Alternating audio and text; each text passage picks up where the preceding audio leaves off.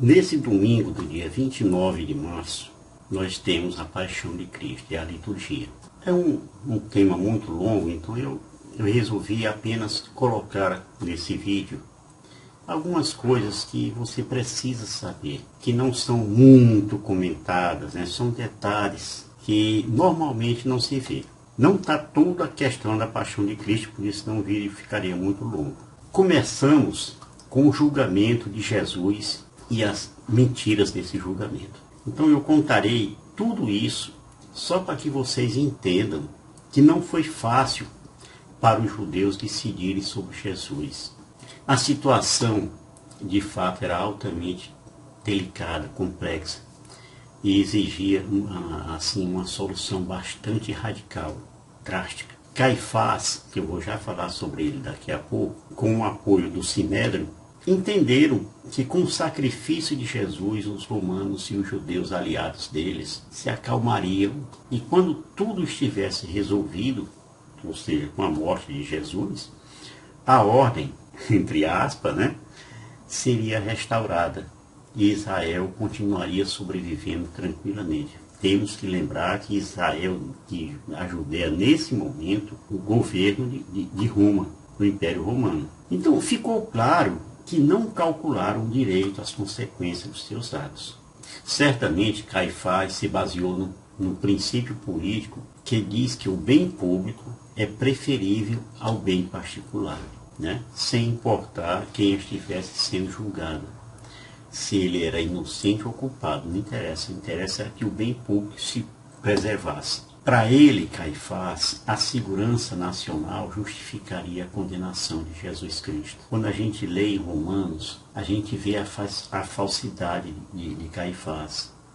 Então, por que não faríamos o mal para que dele venha o bem?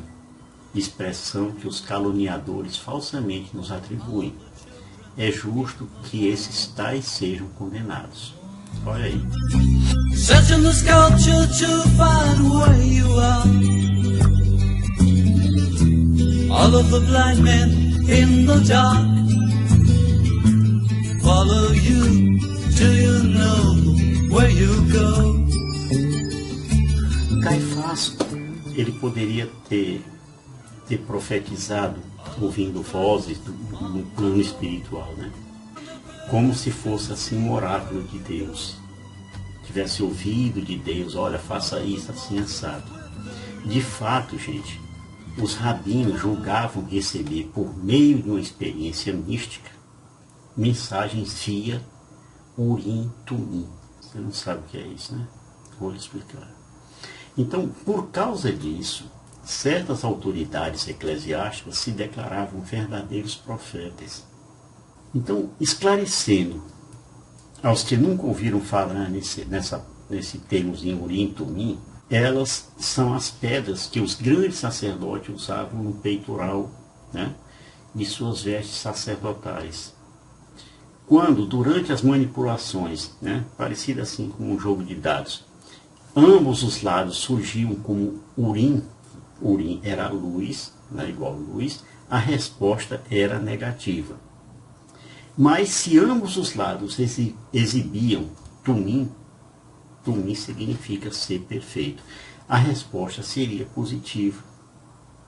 Se aparecesse um lado de cada espécie, então não tinha resposta. Mas isso está na Bíblia. Eram comuns, por exemplo, as conversas que os sumos sacerdotes tinham visões especiais.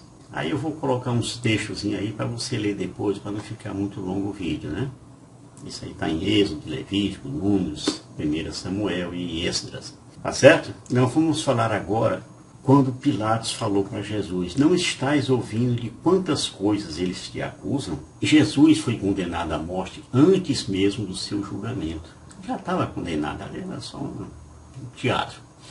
Os sumos sacerdotes, eles não reconheceram o Messias.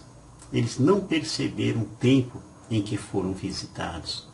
Estavam tão cegos e ligados às Escrituras que não tiveram assim como interpretá-las. Então Jesus veio para eles e eles não descobriram o sentido profundo da sua presença na história da humanidade. E aí eu quero novamente colocar um texto para vocês lerem depois com calma em casa. Ezequiel 37, de 21 a 28. Tá certo? Caifás, que era o sumo sacerdote naquele momento, já estava quase em desespero, quando ele perguntou para Jesus: por Deus vivo, conjuro-te que nos diga se és o Cristo, o Filho de Deus. E aí Jesus disse para ele: sim. Além disso, eu vos declaro que vereis doravante o Filho do Homem sentar-se à direita do Todo-Poderoso e voltar sobre as nuvens do céu. Aí quando Jesus terminou de falar isso aí, o Caifás virou na giraia lá, rasgou as vestes e tal, e exclamou: tal. Que necessidade temos ainda de testemunhas? Acabastes de ouvir a blasfêmia. Qual o vosso parecer? Ali se dirigindo ao Sinédrio, né? Aí eles responderam: merece a morte. Por quê? Porque o fato de Jesus dizer que era filho de Deus, ali era uma blasfêmia, e blasfêmia era castigado com a morte. Pois bem, naquele momento eles cuspiram na face de Jesus, bateram-lhe com os punhos e deram-lhe tapas. E disseram: adivinha, ó Cristo, quem te bateu? Essas foram as primeiras cenas de opróbios. Opróbios, para que você já ouviu muitas vezes, talvez não saiba o que seja, é uma grande desonra pública, uma degradação social, uma ignomínia, né? Uma vergonha, um vexame. Tá? Quando você passa por isso, você está sofrendo opróbios. Pois bem, voltando aqui. Pela manhã, né, todos os príncipes dos sacerdotes, vou explicar o que é príncipe dos sacerdotes, são os líderes da hierarquia religiosa judaica da época de Jesus, especialmente os saduceus, né, que compunham ali o Sinédrio. Eles eram chamados de príncipes dos sacerdotes, principais, né? Então, todos os príncipes dos sacerdotes, os anciãos do povo, reuniram-se em conselho para entregar Jesus à morte. Ligaram, o texto está assim: ligaram-no, significa amarraram-no, né? E o levaram ao governador Pilatos, que o interrogou. Pilatos disse essa frase: não ouves todos os testemunhos que levantam contra ti? E para grande admiração do governador, Jesus não respondeu nada, ficou calado. Aí, vendo Pilatos que não adiantava nada, não que estivesse assim preocupado com a inocência de Jesus, não era nada disso. Aí fez lá com que trouxesse água para ele, tal, num baldezinho lá, e lavou as mãos diante do povo e disse: eu sou inocente do sangue deste homem. Isto é lá convosco. O povo, assim meio alucinado, respondeu: caia sobre nós o seu sangue e sobre os nossos filhos. É sério isso aí. E aí, não podendo falar mais nada, Pilatos liberou então Barrabás, e Jesus foi julgado culpado por crimen lese majestatis, ou seja, crime de traição. No caso, traição à majestade romana. Interessante isso, porque eu vou contar essa história do Barrabás, tá bem?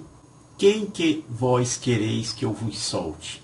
Barrabás ou Jesus, a quem chamam de Cristo? É o seguinte: naquele tempo, muita gente, antes da festa da Páscoa, vinha pedir a liberdade de um preso, porque esse era um antigo costume vigente. Os fariseus, sabendo disso, mandaram, antes do julgamento final, algumas pessoas lá no bairro de Acra, que era a oeste do templo, dar dinheiro lá àqueles moradores, exigindo que eles fossem lá diante de Pilatos. Em troca daquele dinheiro, eles pedissem a crucificação de Jesus. No fundo, Pôncio Pilatos, talvez influenciado por sua esposa, chamada de Cláudia Prócula, que depois virou santa, né? Esperava que o povão pedisse a liberdade de Jesus, porque era Jesus de um lado e um ladrão violento de outro.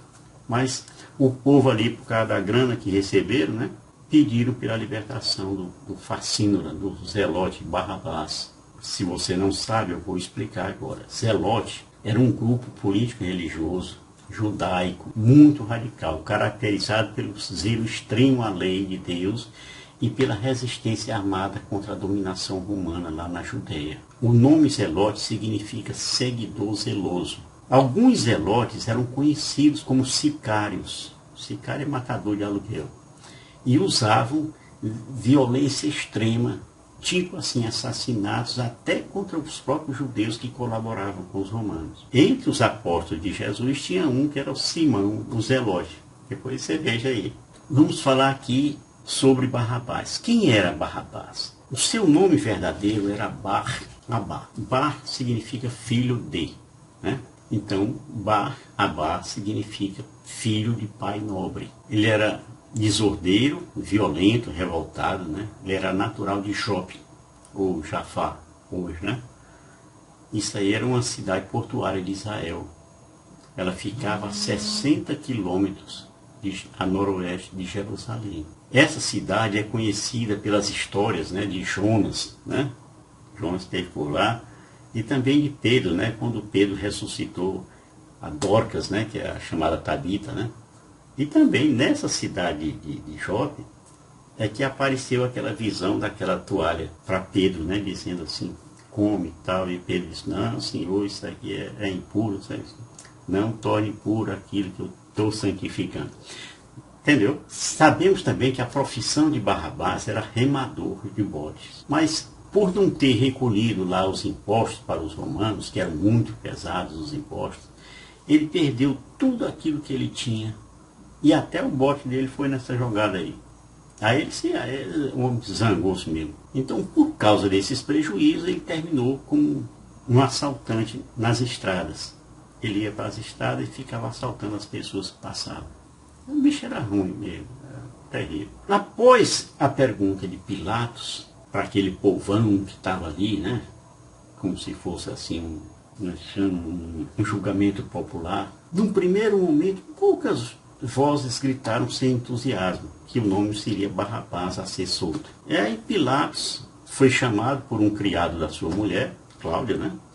Aí retirou-se um instantezinho ali no terraço. Esse criado disse para Pilatos, né? Cláudia Prócula manda lembrar-vos da vossa promessa, porque a mulher dele teve um sonho, que está contado em Mateus 27, no versículo 19, onde ela tinha sofrido muito por causa de Jesus, a quem chamou de justo, e pediu a Pilatos que não se envolvesse na sua condenação. O certo, gente, é que os fariseus e os príncipes dos sacerdotes aproveitaram esse instantezinho ali, que a turma estava meio fria, aí incentivou mais ainda eles, né? Ameaçando, instigando, olha, você receber dinheiro, faça aí sua parte e tal, aquele negócio todo, para que pedissem a condenação de Jesus e soltasse Barrabás. Aí Pilatos fez essa pergunta porque ele tinha autoridade para usar o que chamavam, né, de privilégio pascual, o privilégio na Páscoa. Gente, esses fatos provêm das visões da beata Anne-Catherine Emmerich, uma alemã, tá? Vou botar a foto dela aí para vocês verem, tá certo? Eles, porém, ficaram com mais força. Seja crucificado. A morte por crucificação vem lá do tempo dos persas, isso aí entre 539 e 533 a.C. Os romanos, porém, popularizaram essa prática, acharam bacana crucificar. Era essa sentença de morte era usada para punir os escravos rebeldes, os criminosos e os subversivos políticos, né? Porque o inimigo político está dificultando as coisas para eles. As pessoas crucificadas, elas ficavam lá sem ser enterradas, ficavam lá grudadas mesmo na cruz, até que os urubus chegassem, ou qualquer outra ave rapina, chegasse e comesse toda a carne dele, ficasse lá só os ossos. Então, Jesus Cristo, nesse caso, foi uma grande exceção. Por quê? Ele foi exceção por influência do José de Arimateia, que foi lá em Pilatos e pediu o corpo de Jesus para poder enterrá-lo de uma forma digna. Inclusive a cova onde Jesus foi colocado pertencia a José de Arimateia e seria usado provavelmente por ele. Esse José de Arimateia era um judeu muito rico, né, que negociou o caso lá com Pilatos. Essa prática de crucificação, ela só foi extinta em 313 depois de Cristo. Ou seja, demorou, foi tempo, após a liberação da crucificação do cristianismo. pelo imperador Constantino. Contudo, a cruz se tornou assim um símbolo cristão na Idade Média. Veja como são as coisas, né? O método de crucificação ainda é usado em alguns países. Lá no Sudão, na África, por exemplo, cerca de 90 pessoas todo ano são crucificadas. Entenda que só nesse caso Jesus foi julgado 6 vezes. Você nunca prestou atenção nisso. Julgado entre as audiências judaicas, religiosas, né, e as romanas no lado político. Na noite e na manhã seguinte, antes da sua morte. Nós vamos fazer aqui um pequeno resumo para lhe mostrar como foi esse julgamento judaico religioso. O primeiro deles está em João 18, no versículo 13, onde o ex-sumo sacerdote interrogou Jesus, né? Que foi o Anás, que por sinal era sogro do Caifás.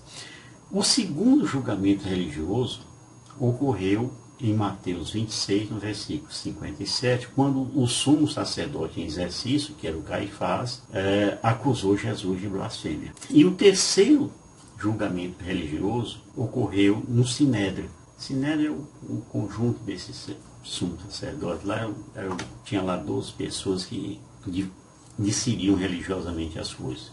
O tribunal oficial judaico que confirmou a condenação pela manhã.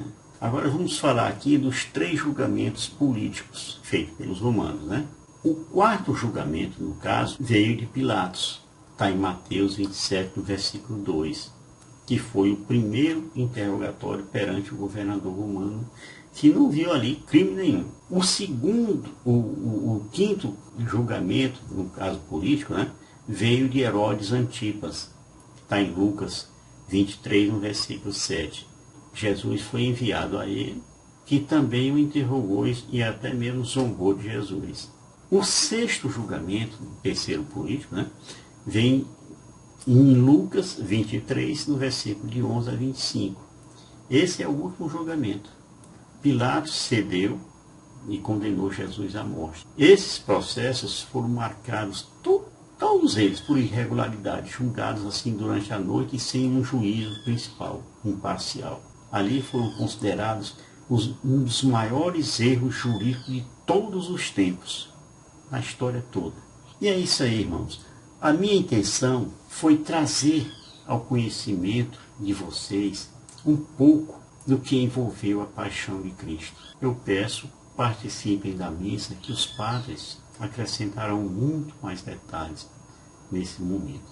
Tá certo? Shalom do Pai.